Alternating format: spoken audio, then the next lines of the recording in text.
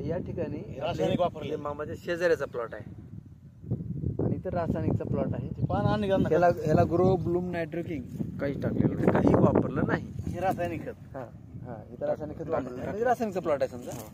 आता थोडंसं असं तुम्ही घेतलं का मग थोडंसं. हो आता बघा या प्लॉटच्या बाजूला थोडं ते दिसते का बरोबर. या प्लॉटच्या बाजूला दिसते. पॉज करा त्याला.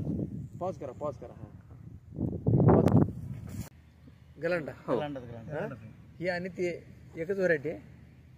फरक फक्त एवढाच आहे की इथं ग्रीन प्लॅनेटचं ग्रो ब्लूम आणि नायट्रोकिंग फुलपाणी या तिन्हीची फवारणी चालू आहे. मामा फवारणी किती झाल्या आता तुमच्याकडे लय जास्त झाले हो.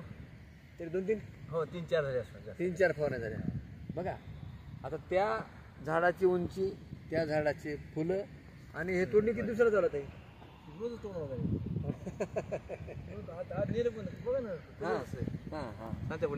ना. पण फुलाची साईज मामा लय मस्त नंबर आहे. हो मधमाशा भरपूर आलेल्या आहेत. एका फुलात 2 आहेत. फुलाची साईज बघितला ना जर हे देठ काढलं जर समजा हे काढलं तर देठ कुठं आहे ओळखू येणार नाही. आता हे देठ काढतोय मी. आता तुम्हाला देठच ओळखू येत नाही कुठं आहे ते. म्हणजे असं पूर्ण फुलाची का व्यवस्थित वाढ झाली आहे.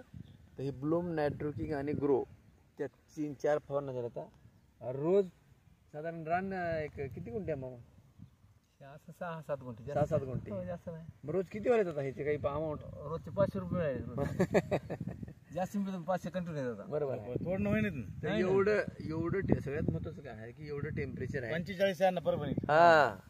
44-45 टेम्परेचर असताना सुद्धा इथं कुठल्याही प्रकारचे या पिकावर म्हणजे फुलाच्या झाडावर कळा नंबर फ्रेश. कळा फ्रेश आहे. फोन करते बरं का. ऑर्डर नसली तरी मध्ये जाऊ तुमची आणा तोडून. बागवान फुलं सकाळी फोन आला ते दोघं आलते फोन.